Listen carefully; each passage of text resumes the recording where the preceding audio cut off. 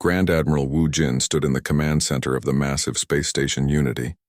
Around him, holographic displays showed the positions of over 1,000 ships from hundreds of different species. It was the largest fleet in galactic history, and every single ship was there to fight for freedom. "Final status report," Wu Jin ordered. "Human forces ready," reported Admiral Su Jin. 50 ships all equipped with lightning strike technology and network linking.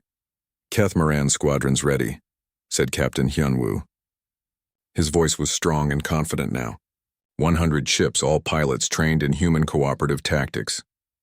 "Mordani mining ships converted to combat vessels," Elder Crix announced.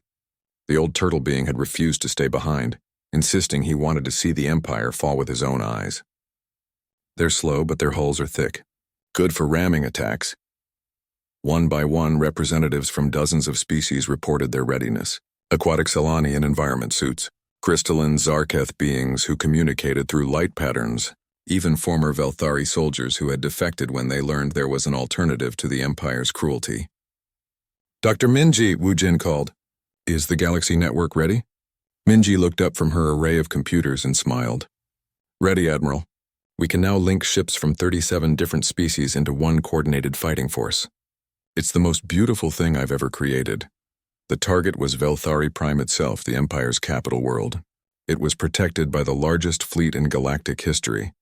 10,000 ships, orbital defense platforms, and energy shields that could stop anything the galaxy had ever thrown at them.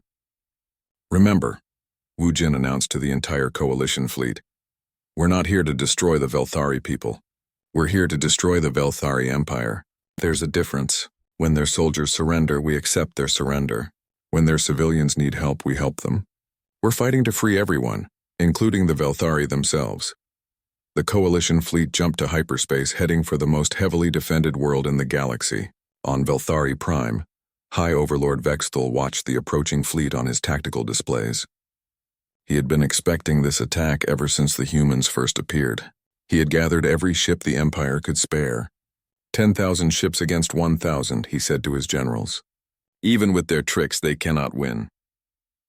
But Overlord Thexmil, who had fought the humans before, was not so confident. "My lord, their coordination abilities are beyond anything we understand. They fight as one mind with 1,000 bodies. Then we will cut off that mind," Vexthal declared. "Target their command ships first.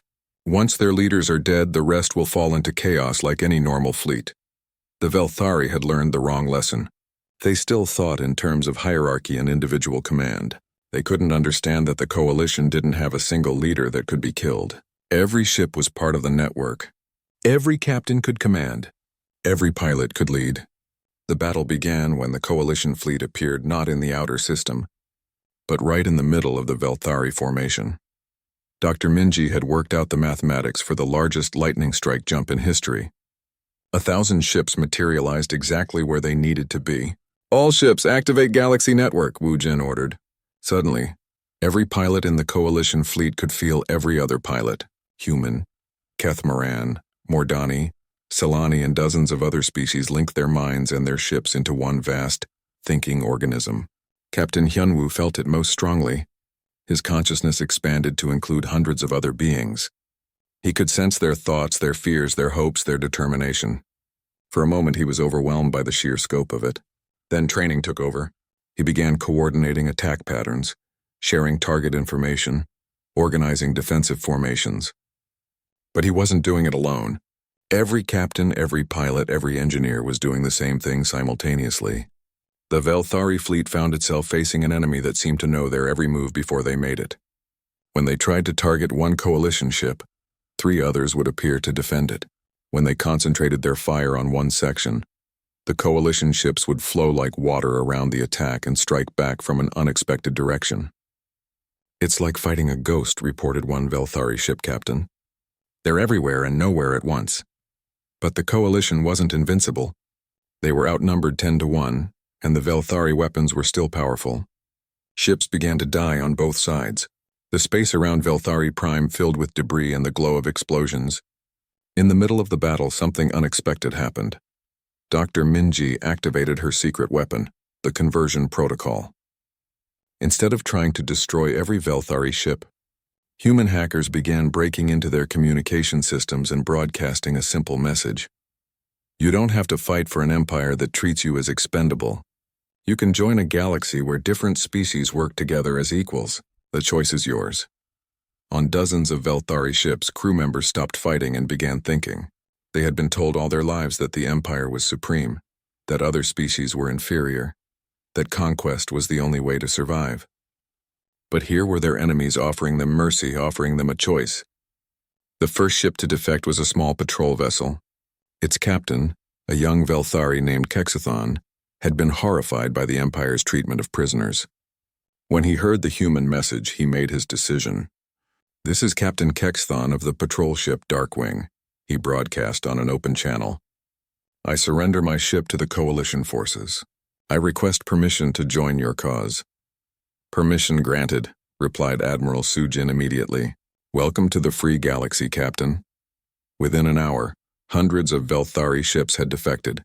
The Empire's fleet began falling apart not from destruction but from choice. Soldiers who had never been given an alternative were choosing freedom over fear. High Overlord Vexthal watched his empire crumble in real time. "Traitors!" he screamed at his tactical display. "They're all traitors!" "My lord," said Thexmil quietly, "perhaps it's time to consider surrender." "Never!" Vexthal roared. "I would rather see this world burn than submit to inferior species." But he was alone in that sentiment. Even his own bridge crew was beginning to question their loyalty to an empire that would rather destroy itself than accept change. The battle's turning point came when Elder Crix, in his converted mining ship, rammed directly into the Empire's main command station. The old Mordani had volunteered for the suicide mission, saying he wanted his last act to be one that freed his people forever. "For all the children who will grow up free," he transmitted just before impact. The command station exploded in a brilliant flash of light. With it died the Empire's ability to coordinate their remaining forces. The Velthari fleet fell into complete chaos. Grand Admiral Wu Jin opened a channel to the entire battlefield. "This is Grand Admiral Wu Jin of the Coalition Fleet. The Velthari Empire is finished. To all Velthari forces, you can continue fighting a war you cannot win, or you can help us build something better. To all Coalition forces, offer mercy to those who surrender. Show them that freedom is better than conquest." The fighting gradually stopped. Ship by ship, the remaining Velthari forces surrendered. Some tried to flee, but they found Coalition ships waiting with offers of amnesty, rather than weapons of destruction. High Overlord Vexthal, alone on his flagship with only a handful of loyal followers, refused to surrender. He activated his ship's self-destruct sequence rather than face a galaxy where the Empire no longer ruled. "You can destroy our ships," he transmitted to the Coalition fleet, "but you cannot destroy what we represented: order, strength, hierarchy.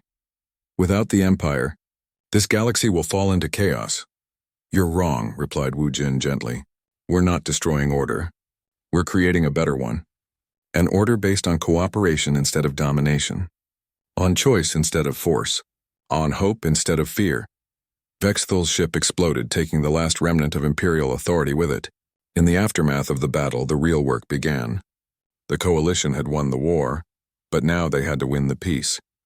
Captain Hyunwoo found himself leading mixed crews of former enemies working together to rescue survivors from damaged ships. Humans worked alongside Velthari defectors to establish refugee camps for displaced civilians. Dr. Sora collaborated with former Imperial scientists to develop technology for rebuilding damaged worlds. The most important moment came when Ambassador Ye Jin stood before the newly formed Galactic Cooperation Council. Representatives from over 200 species had gathered to establish a new form of government. "We could easily become the new empire," she said to the assembled delegates. "We have the largest fleet, the most advanced technology, the greatest military victories. But that's not why we fought. We fought to create a galaxy where no single species rules over others, where every world has a voice, where every being has a choice." The Council voted unanimously to establish the Galactic Cooperation Accords. No species would dominate others. No world would be forced to obey distant masters. Conflicts would be resolved through negotiation and compromise, not conquest and submission. Years later, former Overlord Thexmil walked through the streets of New Sol on a diplomatic mission. The news spread across the galaxy faster than anyone thought possible. On the industrial world of Mordan, Elder Crix was working in the crystal mines when the whispers began. The old turtle-like alien had been a slave for 40 years. His shell was cracked and scarred from decades of hard labor. "Did you hear?" whispered a younger Mordani worker named Telvar.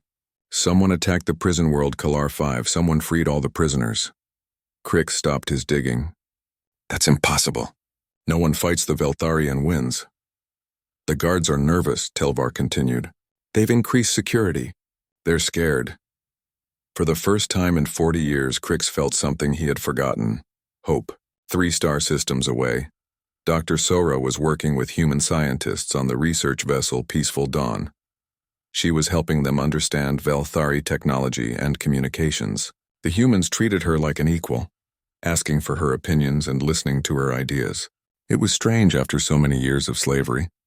"The Empire uses a standard communication frequency for all military operations," she explained to Dr. Minji. "If we can hack into their network, we can see where they're moving their forces." Minji nodded and made notes on her tablet.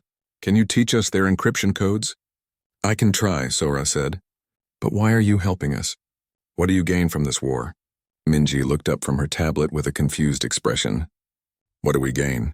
We gain the knowledge that people are free, that families are reunited, that children can grow up without fear.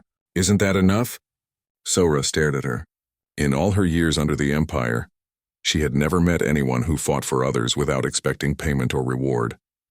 "You humans are very strange," she said quietly. "Thank you," Minji replied with a smile. On the human colony world of New Busan, Captain Jae-sung was preparing for the most dangerous mission yet. Intelligence reports showed that the Velthari had a massive prison complex on the world of Zerion 7. Over 50,000 prisoners from dozens of species were held there. The complex was protected by an entire fleet. "It's going to be tough," Jae-sung told his Marine squad. "But those people have been waiting for rescue for years. Some of them have been prisoners their whole lives. We're not leaving anyone behind." Sergeant Major Huan Su, a veteran of many peacekeeping missions, raised his hand. "Sir, what if some of the prisoners are too weak to travel? What if some don't want to leave?" "Then we carry the ones who can't walk," Jae-sung replied. "And we patiently explain to the others that freedom is possible. We don't force anyone to come with us, but we make sure everyone gets the choice." The Marines nodded. They had been trained not just to fight, but to care for others. It was part of human military doctrine. Every person matters, every life has value. Meanwhile, Captain Hyunwoo was learning to command a mixed squadron of human and alien ships. The humans had given him a vessel of his own, and pilots from 3 different species who had been freed from Velthari prisons. "The key is trust," explained Captain Bo Young during a training exercise. "Your pilots need to trust you, and you need to trust them. The network can only work if everyone is willing to share their thoughts and feelings." "That's not easy for my people," Hyunwoo admitted. "Kethmarans are naturally suspicious. We keep our thoughts private." "Then start small," Bo Young suggested. "Share something simple, like how you feel about flying or what you had for breakfast. The network will grow stronger as trust grows stronger." Hyunwoo tried it during their next practice mission. He opened his mind just a little, sharing his joy at being free and his determination to help others. To his surprise, his pilots responded immediately. He felt their own emotions: hope, courage, and loyalty. For the first time since the destruction of his world, Hyunwoo felt like he belonged somewhere. On Zerion 7, the liberation mission began at dawn. Captain Jae-sung's Marines landed in small, fast ships while the main fleet engaged the Velthari defenses in space. The prison complex was huge, with walls 10 meters high and guard towers every 50 meters. "Plasma charges on the main gate," Jae-sung ordered. "Remember, we go in fast and we get everyone out faster." The explosions lit up the early morning sky. Human Marines poured through the breach, their kinetic weapons making quick work of the surprised guards. They moved with practiced efficiency, following maps that Dr. Sora had helped them create. In Cell Block 7, Jae-sung found something that broke his heart. Children, dozens of young beings from various species, some no older than 5 or 6 years. They cowered in the corner when the humans entered, too frightened to understand that rescue had arrived. "Hey there," Jae-sung said softly, kneeling down and removing his helmet so they could see his face. "My name is Jae-sung. I'm here to take you somewhere safe." A small Mordani child with a cracked shell looked up at him with huge, frightened eyes. "Are you going to hurt us?" "Never," Jae-sung promised. "I'm going to make sure no one ever hurts you again." The liberation of Zerion 7 took 6 hours. When it was over, 50,000 prisoners were free. Many were so weak they had to be carried to the rescue ships. Others were so traumatized they couldn't speak. But all of them were alive and all of them were free. Elder Crix was among the rescued. When he saw the human Marines treating the wounded with such gentle care, sharing their own food rations with starving prisoners, he began to cry. It was the first time he had cried in 40 years. "Why?" he asked Sergeant Major Huan Su. "Why do you risk your lives for strangers?" Huan Su was bandaging a wound on Crix's arm. "Because you're not strangers," he said simply. "You're people, and people take care of each other." As news of the Zerion 7 liberation spread, something began happening across the galaxy.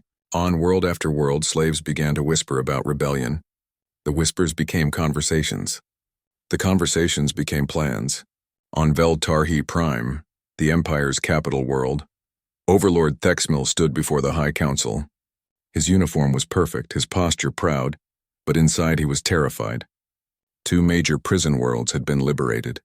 Dozens of Velthari ships had been destroyed. The humans were making the Empire look weak.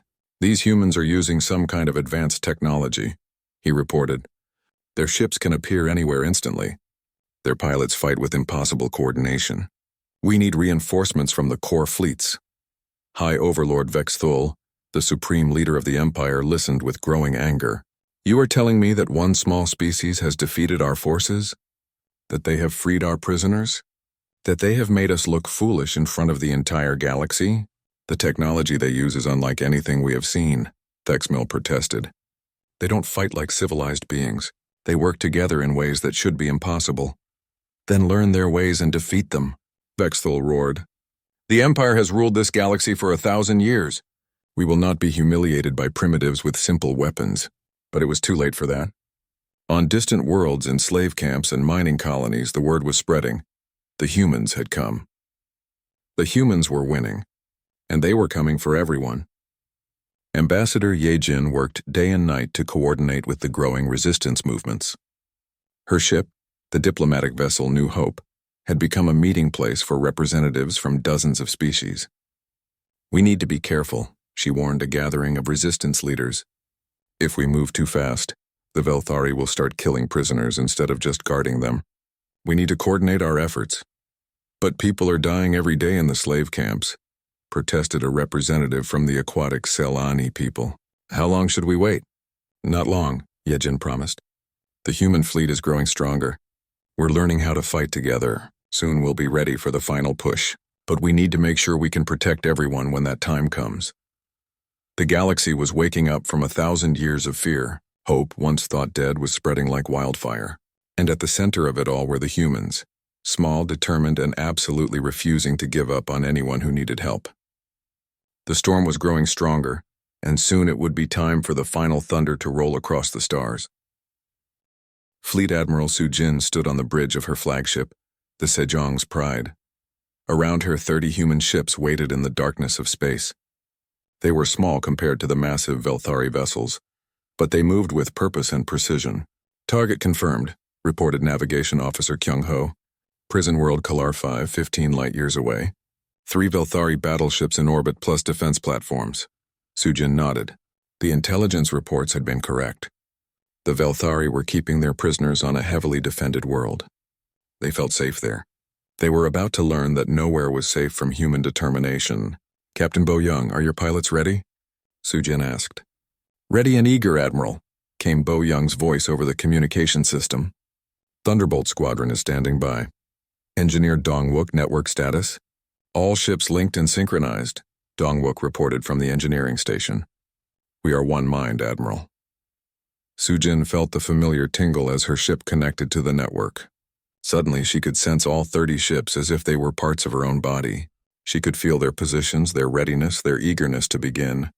It was like conducting an orchestra of starships. Beginning lightning strike in 3, 2, 1. Jump. Space folded around them, and in an instant the human fleet appeared in the Kalar 5 system. But they didn't appear in a neat formation like other fleets would. They appeared exactly where they needed to be.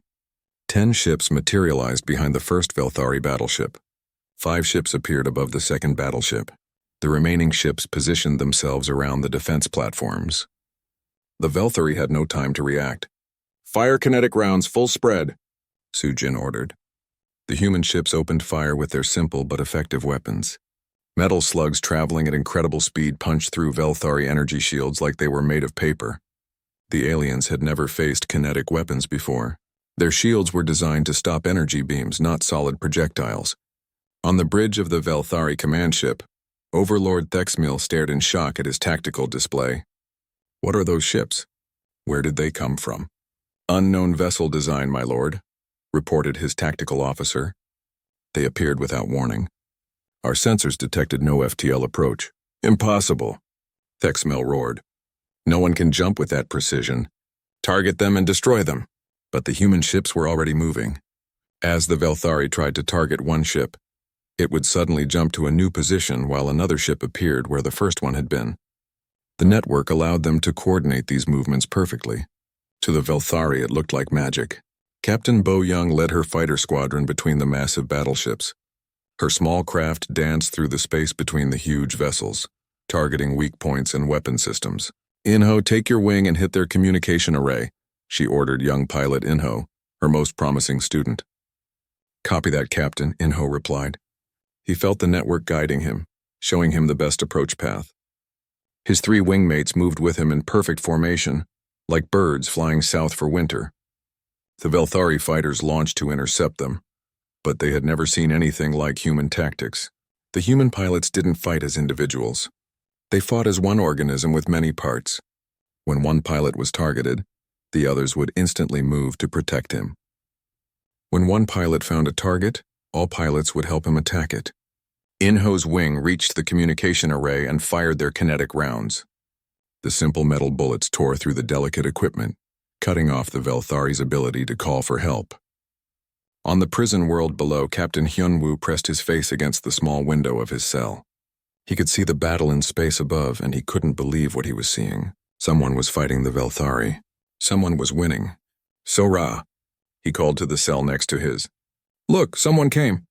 Dr. Sora looked up through her own window. Her large eyes filled with tears as she watched the small ships dancing around the massive Velthari vessels. "Who are they?" she whispered. The answer came when the prison's main door exploded inward. Human soldiers in simple but effective armor rushed in, carrying kinetic weapons and medical supplies. "We're here to get you out," said the squad leader, a tough-looking woman named Sergeant Yoonbi. "Can you walk?" Hyunwoo stared at her in amazement. These weren't the advanced energy weapons and floating armor of the Velthari. These humans looked almost primitive by comparison. But they had just defeated 3 battleships and broken into an impregnable prison. "Who are you?" Hyunwoo asked as the humans freed him from his energy chains. "We're humans," Yoonbi said simply. "We heard your message." Hyunwoo felt his legs give out. They had actually heard it. Someone had actually come. But how? The Velthari are too strong. Everyone knows that. "Everyone was wrong," Yoonbi said with a smile. "Turns out the Velthari have never fought humans before. Now move. We have about 10 minutes before their reinforcements arrive." The human soldiers moved through the prison with incredible efficiency. They freed every prisoner, treated the wounded, and loaded everyone onto their transport ships. All the while, the battle continued in space above. Fleet Admiral Sujin watched as the last Velthari battleship exploded. The defense platforms were destroyed. The prison world was liberated, and they had done it all in less than 15 minutes. "All ships prepare for jump," she ordered. "Mission accomplished." "Admiral," called her communications officer, Lieutenant Jun-Soo. "We're receiving a transmission from the Velthari commander." "Put it through." Overlord Thexmil's angry face appeared on the main screen. "Unknown vessels. You will pay for this attack on the Empire. Tell me who you are so I can hunt you down." Sujin stepped forward so he could see her clearly.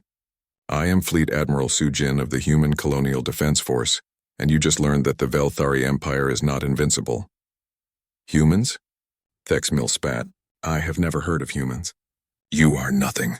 A minor species playing with technology you don't understand. We understand it well enough to rescue your prisoners and destroy your ships," Sujin replied calmly. "Here's what's going to happen, Overlord. We're going to broadcast this battle to every world in the galaxy. Everyone will see that you can be beaten, Everyone will know that hope is not dead. Thexmill's face turned purple with rage. The Empire will crush you. We have 1,000 worlds, 1,000,000 ships, and we have something you don't, Sujin said. We have each other. Goodbye, Overlord.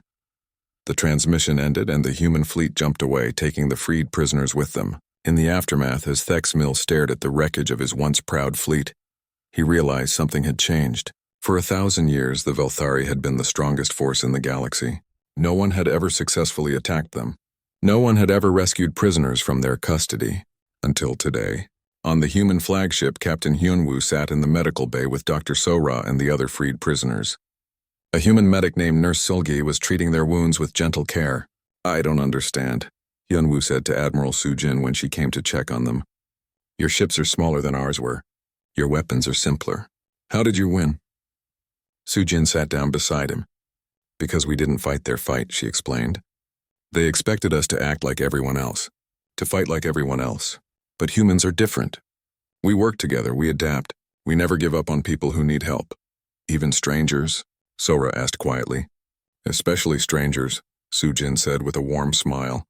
That's what makes us human. As the human fleet traveled through hyperspace toward their next target, word of the battle began spreading across the galaxy. On 100 worlds and 1,000 slave camps, people who had given up hope began to whisper, someone fought the Velthari and won. Someone remembered us. Someone came. The lightning had struck, and the thunder was about to follow. Admiral Jiho sat in the emergency council meeting room, looking tired. She had been woken up at 3 a.m. by Commander Taejin's urgent message. Now 6 hours later, she was listening to the recording for the 10th time. Any who can hear this, we are the last. The Velthari have won. Remember us. The other council members sat around the table in silence. Some looked worried. Others looked angry. A few just looked confused. This is not our problem, said Councillor Hansol, an old man with gray hair. We have stayed hidden from galactic politics for 300 years. Why should we change now? Because it's the right thing to do, said Dr. Minji, Taejin's sister. She was the head of human weapons research. These people are crying for help. How can we just ignore them? Easily, Hansol replied. We ignore them by staying alive. The Velthari Empire has conquered hundreds of worlds. What makes you think we can stop them? Admiral Jiho raised her hand for silence. She was a small woman, but when she spoke, everyone listened. Let me tell you what I know about the Velthari, she said. They have big ships with powerful energy weapons. They have millions of soldiers. They have been winning wars for over 1,000 years. The room stayed quiet, but, Jiho continued, they have one weakness. They think the same way every time. They always attack the same way. They never change their tactics because they never need to. Everyone they fight uses the same kind of technology they do. And we don't, said Dr. Minji, understanding immediately. Exactly, Jiho said with a small smile. We don't. She pressed a button and a holographic display appeared in the center of the table. It showed human ships next to Velthari ships. The human ships were much smaller. Our ancestors came to this part of the galaxy to escape Earth's wars, Jiho explained. They were tired of fighting, so they built ships for peace, not war. Small ships, fast ships, ships that could hide and run away. That doesn't sound very helpful for fighting, said Hansol. That's where you're wrong, said Dr. Minji, standing up. Our ships can do something no other ships in the galaxy can do. Show them, Admiral. Jiho pressed another button. The holographic human ship suddenly disappeared from one place and appeared in another place instantly. Lightning strike technology, Dr. Minji explained. We can jump our ships anywhere we want instantly, with perfect accuracy. No other species has ever figured out how to do this. The council members looked impressed, but Hansol was still doubtful. One trick will not win a war against an empire. It's not just one trick, said Dr. Minji. We have others. She pressed a button on her own control device. Captain Bo Young, please join us. The door opened and a young woman in a pilot's uniform walked in. Captain Bo Young was the leader of the human fighter pilots. She moved with the grace of someone who had trained in martial arts her whole life. Tell them about the Thunderbolt Squadron, Dr. Minji said. Bo Young nodded. Our pilots don't fight like other pilots, she said. We fight together like a dance. One mind, many bodies. When one pilot sees an enemy, all pilots see the enemy. When one pilot is in danger, all pilots help. We move like water, always flowing, never stopping. That sounds nice, Hansol said sarcastically. But the Velthari have energy shields and plasma cannons. And we have kinetic weapons, said Dr. Minji. Simple bullets, but very fast bullets. Energy shields don't stop kinetic weapons very well. Also, we have something else. Engineer Dongwook, please explain the network. A young man with thick glasses stood up from the back of the room. Dongwook was quiet and shy, but he was the smartest engineer in the human colonies. The network is hard to explain, he said nervously. Our ships can link their computers together. When they do this, they become like one big brain. They share information instantly. They help each other aim. They cover each other's weaknesses. No AI in the galaxy is smart enough to fight against a whole fleet thinking as one. Admiral Jiho looked around the table. The Velthari are used to fighting individuals. Planets that fight alone. Ships that fight alone. They have never fought against an enemy that works together the way we do. But we only have a few dozen ships, Hansol protested. The Velthari have thousands. We don't need to destroy their whole empire, Jiho said. We just need to show the galaxy that the Velthari can lose. Once people see that, they will start fighting back. Hope is stronger than fear, but only if someone lights the first fire. The room was quiet for a long time. Finally, Counselor Ye Jin, a middle-aged woman who handled diplomatic affairs, spoke up. What exactly are you proposing, Admiral? A rescue mission, Jiho said. We find out where the Velthari took those prisoners. We free them. We make sure the whole galaxy sees us do it. We show everyone that the Velthari can be beaten. And if we fail? Asked Hansol. Then we die trying, said Jiho simply. But if we succeed, we give the galaxy something it hasn't had in a very long time. Hope. Dr. Minji activated another holographic display. This one showed a map of the galaxy with red dots marking Velthari territories. We've been monitoring their communications, she said. We know where they take prisoners. There's a prison world called Kalar 5. It's heavily guarded, but it's also isolated. If we hit it fast and hard, we can free thousands of prisoners and escape before reinforcements arrive. Captain Bo Young stepped forward. My pilots are ready, Admiral. We've been training for this our whole lives, even if we didn't know it. Engineer Dongwook nodded agreement. The ships are ready too. The network is fully operational. We can link up to 50 ships at once. Admiral Jiho looked at each council member one by one. I need a vote. Do we help these people or do we stay hidden and hope the Velthari never find us? The vote was close. 7 in favor, 5 against. But it was enough. Then it's decided, Jiho said. We prepare for war. But remember, this is not a war of conquest. This is a war of liberation. We're not trying to build our own empire. We're trying to tear down theirs. As the council meeting ended, the members filed out quietly. Some were excited, others were worried. All of them knew that their lives were about to change forever. Dr. Minji stayed behind with her brother Tai Jin. Are you sure about this? She asked him. You started all of this with one message. Tai Jin looked out the window at the city of New Seoul below. Human families were going about their daily lives, not knowing that their peaceful world was about to become the center of a galactic war. I heard something in that voice, he said quietly. Desperation, yes, but also courage. Someone was dying, and their last act was to reach out to strangers for help. How could I ignore that? Minji smiled and put her hand on her brother's shoulder. Grandmother would be proud of you. She always said that Zhong was the strongest force in the universe. I hope she was right, Tai Jin said, because we're about to find out. Outside, the shipyards of New Seoul began working around the clock. Human engineers prepared their ships for war. Pilots practiced their formations. Scientists fine-tuned the network systems. The storm was gathering, and soon it would break across the galaxy like lightning. The ground shook again as another plasma blast hit the mountain above them. Dust fell from the ceiling of the underground bunker, and the lights flickered. Captain Hyun-woo pressed his back against the cold metal wall and closed his eyes. His feathers were dirty and broken from weeks of fighting. The Velthari had won. Everyone knew it now. How many ships do they have up there? Asked Dr. Sora. She was working at a small computer terminal, her thin fingers moving quickly over the keys. Her voice was calm, but Hyun-woo could see the fear in her large, dark eyes. Too many, Hyun-woo said. He looked around the bunker at the last 12 members of the Keth-Morn resistance. Just 12. 3 months ago, they had over 10,000 fighters. Now this was all that remained of his people's hope for freedom. The Velthari Empire had come to Kethmora 6 months ago. They always came the same way. First, they demanded surrender. When the planet refused, they sent their war fleets. The Velthari had better weapons, better ships, and more soldiers. They always won. Yunwu remembered the first day clearly. The sky had turned red with the light from their massive ships. The Velthari had given them one choice: become slaves or die. Most planets chose to become slaves. The Kethmorans chose to fight. It was a mistake. "Captain," Sora called softly, "I'm getting ready to send the message." "Are you sure about this?" Hyunwoo walked over to her terminal. On the screen, he could see the simple message she had typed. "Any who can hear this, we are the last. The Velthari have won. Remember us." "Send it," he said. "Maybe someone out there will care. Maybe someone will remember that we tried." Sora's finger moved to the send button, but she stopped. What if someone hears it? What if they come to help? Hyunwoo looked at her with sad eyes. "No one is coming, Sora. The Velthari have conquered hundreds of worlds. If someone could stop them, they would have done it already. We are alone." The building shook again, harder this time. Pieces of the ceiling fell down.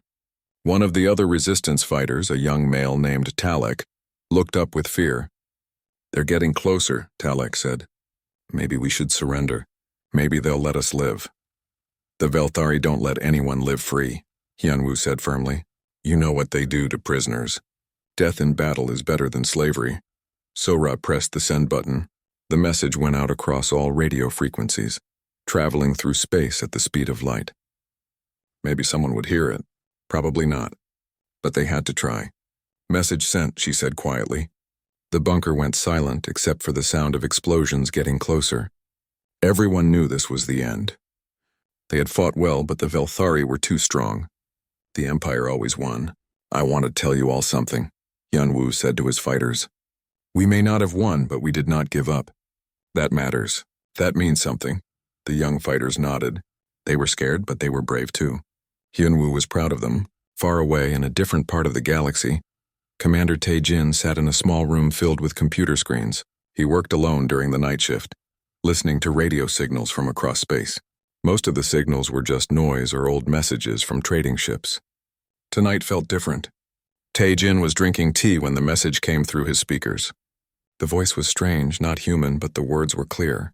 "Any who can hear this, we are the last. The Velthari have won. Remember us." He sat up quickly, spilling his tea. He had heard stories about the Velthari Empire, but they seemed like tales from far away.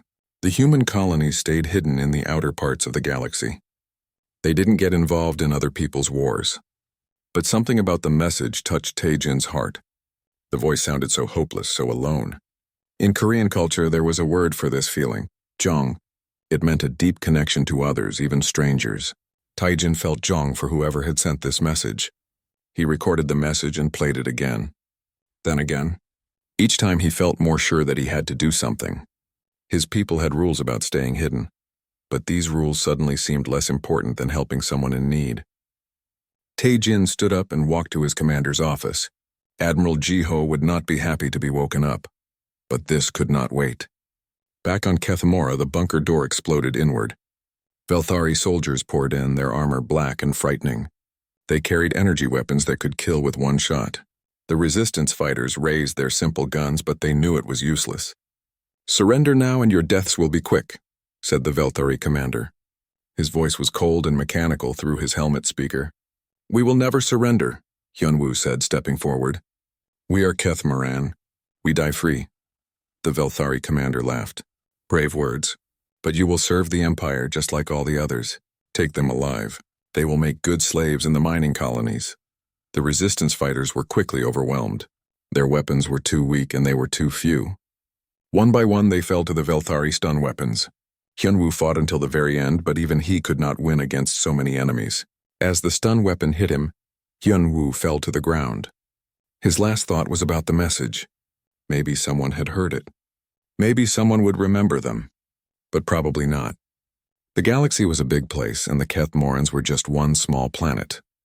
The Velthari soldiers put energy chains on the prisoners. Sora was still alive, and so were 5 others. The rest were dead. The commander looked at them with satisfaction. "Load them onto the transport ship," he ordered. "The Empire can always use more workers." As they were dragged away, Sora looked back at her computer terminal. The message was gone now, lost in the noise of space radio signals. She wondered if anyone had heard it. She hoped someone had, even if no one came to help.